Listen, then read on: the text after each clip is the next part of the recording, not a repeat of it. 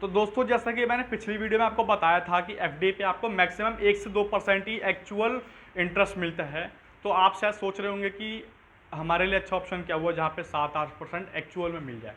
तो ये वीडियो आज की वीडियो इसी के ऊपर होने वाली है कि हमें एक्चुअल में जो 7-8% के आसपास का जो इंटरेस्ट है वो कैसे मिले हमें।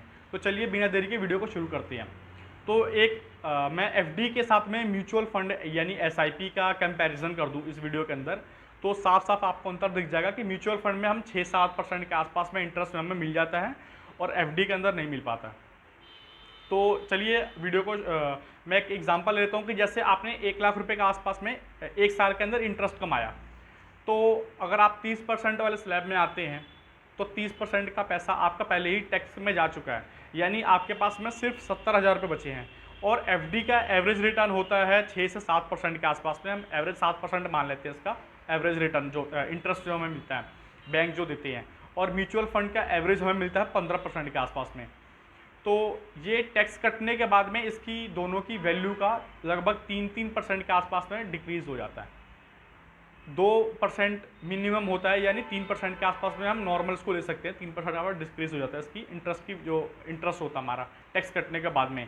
यानी जो बैंक हमें 7% के आसपास में एफडी में रिटर्न दे रहा था, अब उसकी वैल्यू सिर्फ 5% यानी या तो 4% के आसपास रह गई है अगर 3% के अकॉर्डिंग देखा जाए तो। और म्यूचुअल फंड में अगर 3% माइनस किया जाए 15% में से, तो हमें वहाँ पे 12% के आसपास में अभी भी मिल रहा है।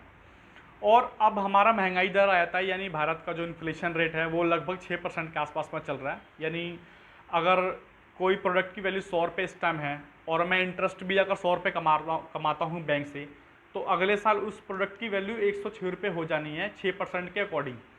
और जो आपका पैसा हुआ वो भी 6% के अकॉर्डिंग बैंक में डालने पे ये 106 रुपये हो जाएगा। यानी एफडी के साथ में इन्फ्लेशन चलता है, इक्वली बराबर चलता है।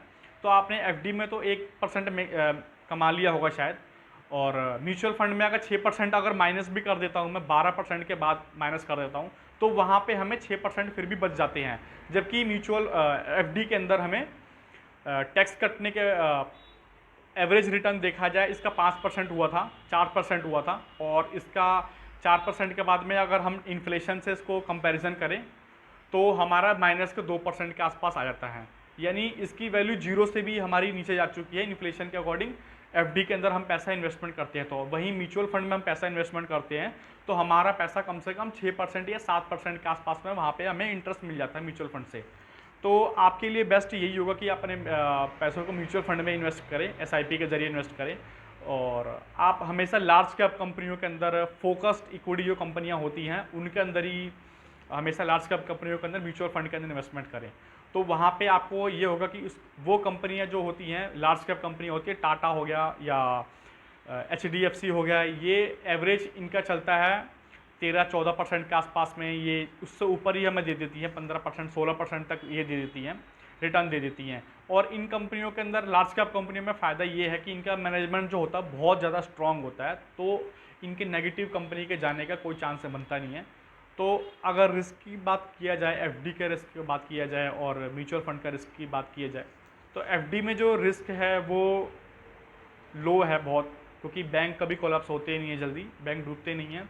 यहाँ तक कि म्यूचुअल फंड में 3-4% के आसपास में 3-4 सालों में ये अप डाउन हो सकता है। यानी अगर शॉर्ट टर्म में देखा जाए आपको लिक्विड कैश की ज़रूरत होगी तो ही आप पैसे को एफडी के अंदर डालें, और 3-4 साल बाद उसको निकाल के आप कुछ खरीदना चाहो, प्रॉपर्टी या कुछ और किसी चीज़ के लिए आपने किया होगा, तो वो उस पैसों को यूज़ कर सकते हैं। अदरवाइज़ आपको अगर पैसों की 5 साल 6 साल की ज़रूरत नहीं है उस पैसों की, तो आप म्यूचुअल फंड में ही इन्वेस्टमेंट करें। अगर आपको वीडियो आज की अच्छी लगी होगी तो उसको लाइक कर देना, सब्सक्राइब कर देना। धन्यवाद।